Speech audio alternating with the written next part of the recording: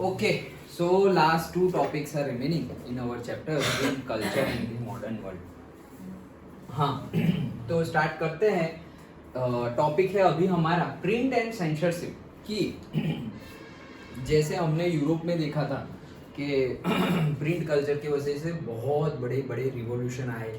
हमने एक टॉपिक भी देखा कि प्रिंट कल्चर ने ही फ्रेंच रिवॉल्यूशन की नींव रखी, मतलब बेस उसमें हेल्प किया फ्रेंच रिवॉल्यूशन में बहुत। क्यों? क्योंकि सबके आइडिया स्प्रेड होने लगे। ओके वैसी ही चीज़ इंडिया में भी थी कि अब इंडिया के लोग भी बहुत ज़्यादा पढ़ लिख रहे थे और वही सब चीज़ें, छोटी छोटी बुक्स आ गई थी, चिल्ड्रन, वुमेन, वर्कर, सब पे क्या असर हुआ वो तो हमने देख लिया।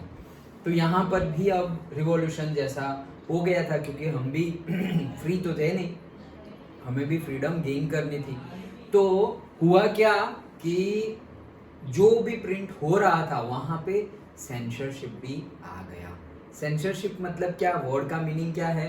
कुछ चीज़ें अगर तुम्हारी अथॉरिटी में है, तुम ऑथोराइज्ड हो, ओके, और तुम अगर कुछ कम कर सकते हो तो तुम कम कर दोगे, मतलब निकाल दोगे। जैसे कि मूवी के लिए तुमने देखा होगा सेंसर बोर्ड, हमने बात की थी एडल्ट मूवीज़ की कि भाई पर्टिकुलरली 18 से छोटे बच्चे हो, ओके, उनको नहीं देखना है। वैसे particularly scene, story lines, dialogues वैसे होंगे, दैट्स वाई। तो फिर वो कम कौन करेगा? कौन हर मूवी कौन देखेगा? हर मूवी को देख के करना पड़ेगा ना। कोई सही सही थोड़ा बोल देगा कोई डायरेक्टर, अरे मेरी मूवी में ऐसा कुछ भी नहीं है, ऐसा ही बोल के फिर सर्टिफिकेट ले लेंगे। लेकिन उसमें है क्या, हर मूवी भेजनी पड़ती है सेंसर बोर्ड की ऑफिस में। फिर सेंसर बोर्ड में पर्टिकुलरली बैठ के देखनी है पूरी मूवी, ओके। और जब भी ऐसा लगे कि यहाँ ये डायलॉग सही नहीं है, यहाँ ये सीन सही नहीं है, देखो हमने इतनी चीज़ें नोट की है, उसके अकॉर्डिंगली आपको एडल्ट सर्टिफिकेट मिलेगा। तो पर्टिकुलर डायरेक्टर बोलेंगे नहीं एडल्ट तो नहीं, हमें तो छोटे बच्चों को भी दिखाना है, ये बोले कि आपको ये सब सीन्स हटाने पड़ेंगे।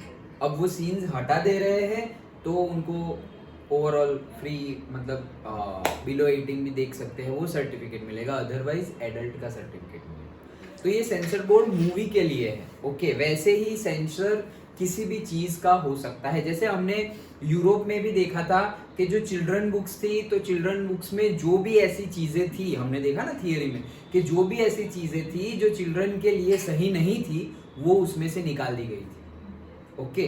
तो वही सब चीज़ें ये है, लेकिन वो एक प्लस पॉइंट था, एक बेनिफिट था, लोगों के भलाई के लिए निकाला था। यहाँ भलाई नहीं है। हाँ चलो।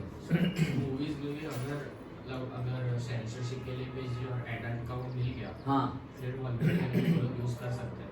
कर सकते हैं, हाँ कर सकते हैं। तो वो थिएटर में भी वल्गर लैंग्वेज ही होना। हाँ लेकिन वो थिएटर में फिर बच्चे नहीं होने चाहिए, कर तो सकते हैं, ओके। उसे बोलते हैं fall language, okay, fall language बोलते हैं कि मतलब गाली गलौज कर रहे हैं, वायलेंस है, सेक्सुअल कंटेंट है, अल्कोहल कंजम्पशन है, स्मोकिंग है, कोई भी चीज़ जहाँ पर जो एक्चुअल में होना नहीं चाहिए वैसी सारी चीज़ें लेकिन हो रही है, तो वो तुम दिखा नहीं सकते, ओके। और क्यों? क्योंकि ये सब मीडिया बहुत पावरफुल है, लोग जो देखेंगे वैसे मोटिवेशन, वैसे इंस्पायर्ड होंगे वो।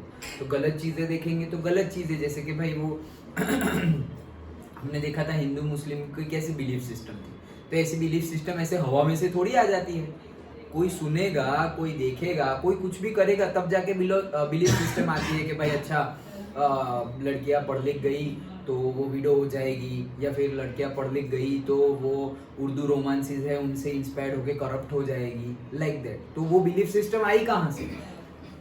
दैट मीन्स कि उर्दू रोमांसिस के जो स्क्रिप्चर्स है वहाँ पे सेंसरशिप नहीं लगी, नहीं तो वो सेंसर्ड वाला होता अगर तो लोग पढ़ते और फिर कोई प्रॉब्लम नहीं होता कि अच्छा जैसा वैसा सब है वो तो निकाल ही दिया है वहाँ से, ओके। तो वो होना चाहिए अच्छे पॉइंट ऑफ व्यू के लिए, जैसे हमने एक पॉइंट पढ़ा था यूरोप में हुआ था, वैसे यहाँ हम पढ़ रहे हैं, बट दिस इज नॉट अच्छे पॉइंट ऑफ व्यू के लिए, ये उनके बेनिफिट के लिए। किन के बेनिफिट के लिए? ब्रिटिशर्स के बेनिफिट के लिए। 5 पॉइंट है, देखो।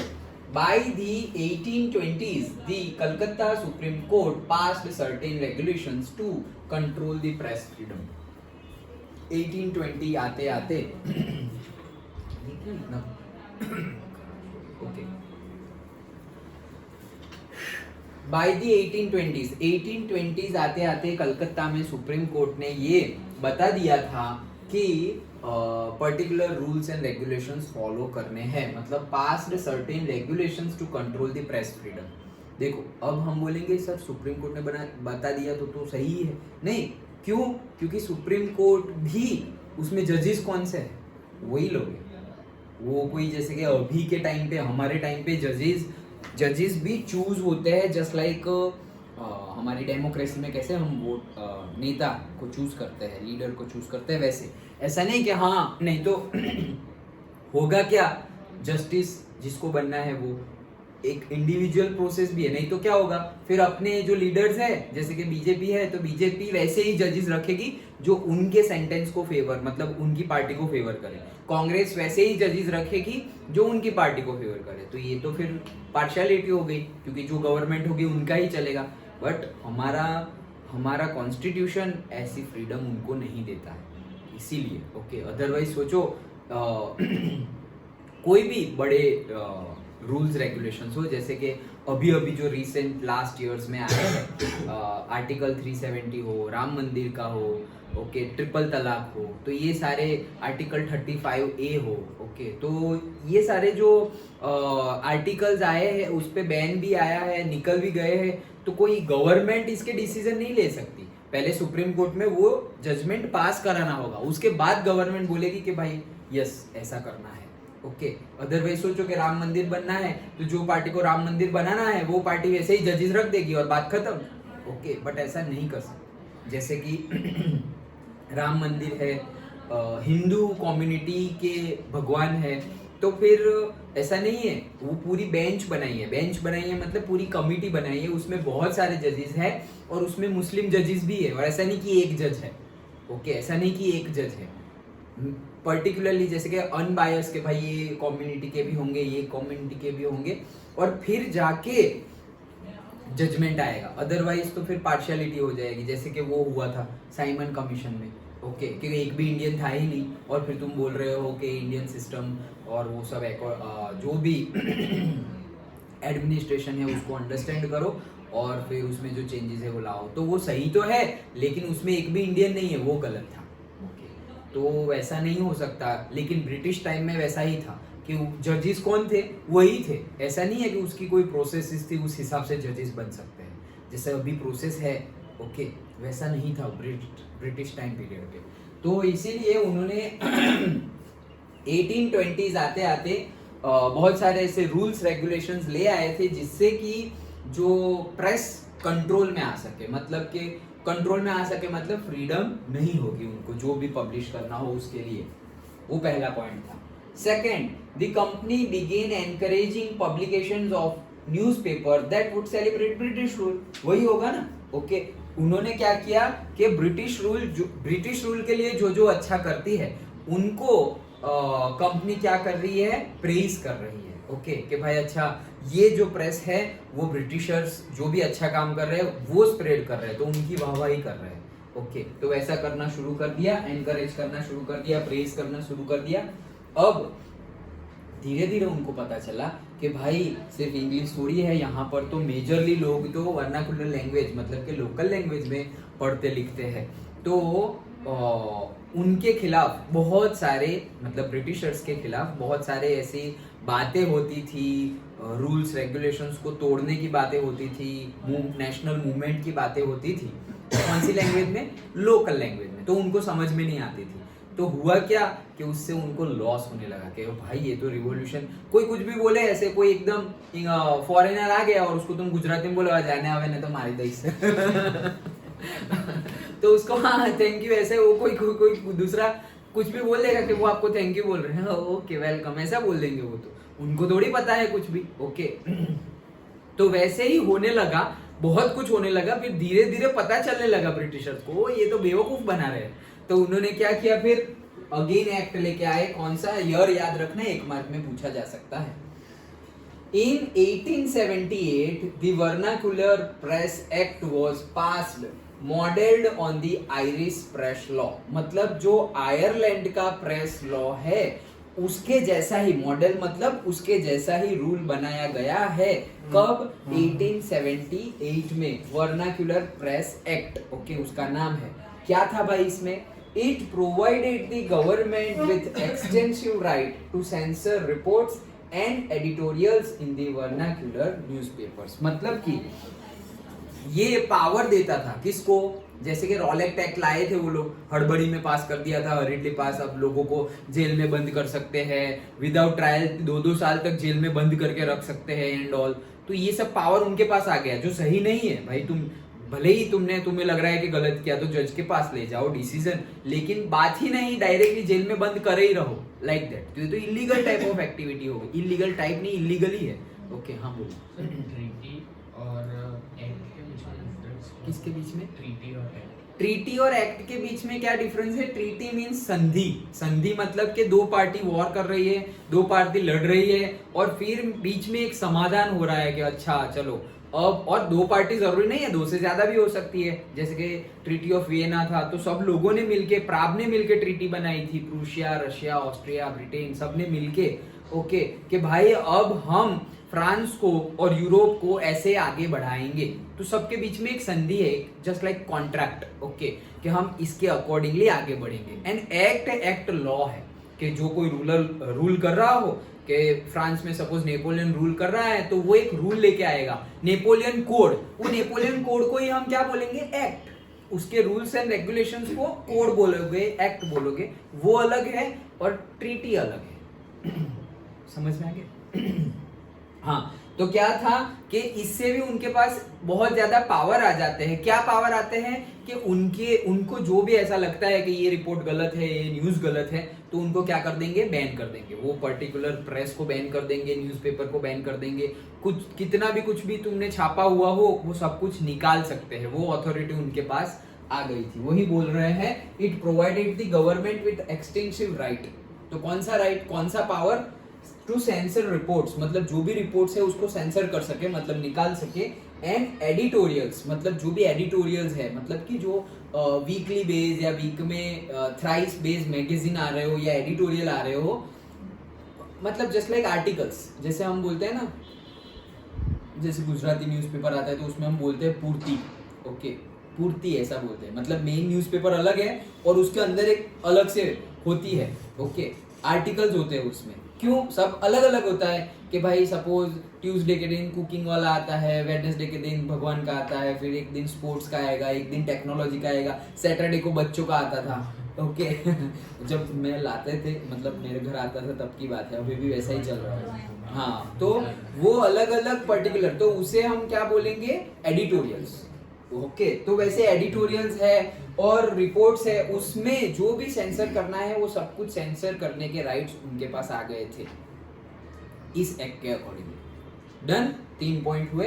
4th point, from now on the government kept regular track of the vernacular newspaper published in the different provinces. तो इसके बाद अब गवर्नमेंट मतलब ब्रिटिशर्स देखने लगे, रेगुलर ट्रैक्ट मतलब ऑब्जर्व करने लगे, देखने लगे कि कोई भी प्रोविंसेस हो, मतलब कोई भी रीजन हो, वहां की लोकल लैंग्वेज में क्या पब्लिश हो रहा है, पहले उनसे पास करवाना है, वो लोग पास करे तभी तुम पब्लिश कर सकते हो, अदरवाइज पब्लिश नहीं कर सकते। तो ऐसा नहीं है हम रुक गए, ऐसा नहीं है, बट पैम्पलेट्स एंड ऑल थे तो वो ऐसे ले लेके सबके अंदर स्प्रेड कर रहे।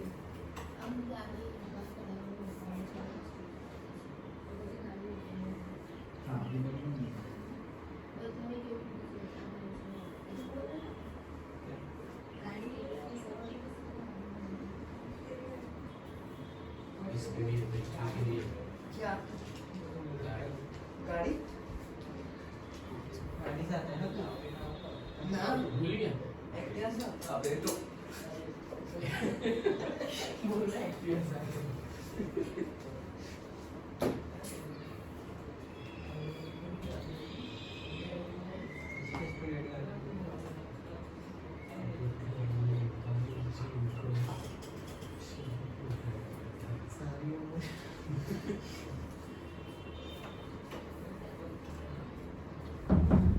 हाँ, सो आगे देखते हैं। ये उनको ट्रैक करने का मौका मिल गया और ट्रैक करने के पास ऑन करने के बाद ही वो हम पब्लिश कर सकते हैं.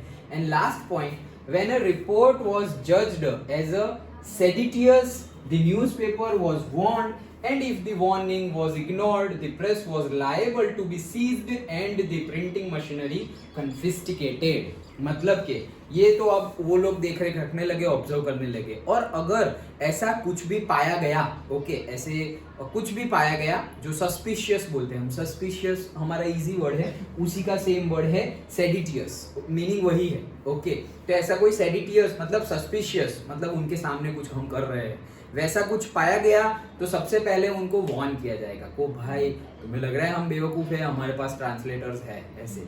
फिर वो लोग वार्न करेंगे और कई ऐसे जाबाज होंगे, ये वार्निंग तो आती रहती है ऐसे. तो अगर वार्निंग को इग्नोर किया तो अब उनके पास पावर है कि वो प्रेस को सीज्ड कर दे मतलब वहां कामकाज बंद कर दे, एंड कन्फिस्टिकेटेड मतलब वो प्रेस भी जब्त कर ले, खुद के पास लेकर घर चले गए ऐसे, मतलब प्रिंटर पूरी प्रेस उठा के ट्रक में भर के ले गए, तो उसको बोलते हैं कन्फिस्टिकेटेड. ओके, तो ये पूरा टॉपिक था. फिर से क्या था ये, print and the censorship.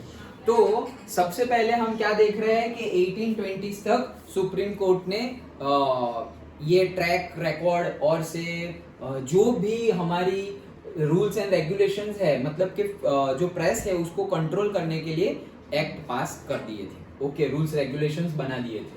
Okay, मतलब पहला पॉइंट तुम याद रख सकते हो कि 1820s तक प्रेस को कंट्रोल करने की बात सुप्रीम कोर्ट ने बोल दी थी.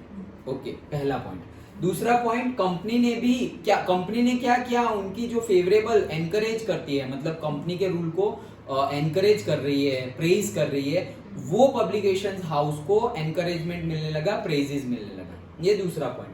तीसरा पॉइंट में हमें एक्ट के बारे में बात करना है कि 1878 में वर्नाक्यूलर एक्ट पास हुआ, जिसकी वजह से उनको बहुत ज्यादा पावर मिल गए, राइट मिल गए. वो राइट में ऐसा था कि ऐसा जो भी लगे सस्पिशियस रिपोर्ट, एडिटोरियल्स, उनको वो सेंसर कर सकते हैं, वो उनको राइट मिल गया. ओके, और ये राइट ये थर्ड पॉइंट में बना. फोर्थ पॉइंट में हम बोलेंगे कि भाई अगर बन गया है तो now the government will observe and keep a continuous track on all the newspapers which are published in different provinces. Okay, अलग अलग जगह में अलग अलग लैंग्वेज में, वर्नाक्युलर लैंग्वेज में जो भी पब्लिश हो रहा है उस पर देख रेख रखने लगी. और अगर ऐसी कोई सेडिटियस और से सस्पिशियस चीजें पता चली तो उनको वार्न किया जाएगा. वार्निंग को अगर इग्नोर कर दिया गया तो प्रेस को सीज्ड करके कन्फिस्टिकेटेड करने का भी उनके पास राइट आ गया है, मतलब जब्त करने का भी उनके पास राइट आ गया है. अंडरस्टूड. तो ये हमारे 5 पॉइंट थे. पहला, सुप्रीम कोर्ट ने 1820s तक प्रेस को कंट्रोल करने की फ्रीडम जो थी वो छीन ली थी, मतलब रूल्स रेगुलेशन ले आए थे. दूसरा पॉइंट कि भाई वो लोग अपने फेवर जो भी ब्रिटिश रूल को प्रेज कर रहा हो उनको एनकरेज करते थे. तीसरे पॉइंट में लॉ आया, लॉ क्या है वो बताना है. फोर्थ पॉइंट, लॉ आने के बाद सबको देखरेख ऑब्जर्व रखने लगे, ट्रैक रखने लगे. एंड फिफ्थ पॉइंट, ट्रैक रखने से अभी कुछ ऐसा पता चल रहा है तो उनको वार्निंग देंगे, वार्निंग इग्नोर की तो प्रेस सीज्ड और कन्फिस्टिकेटेड भी हो जाती थी. डन. 5 पॉइंट समझ में आ गए, याद रह गए. ओके, तो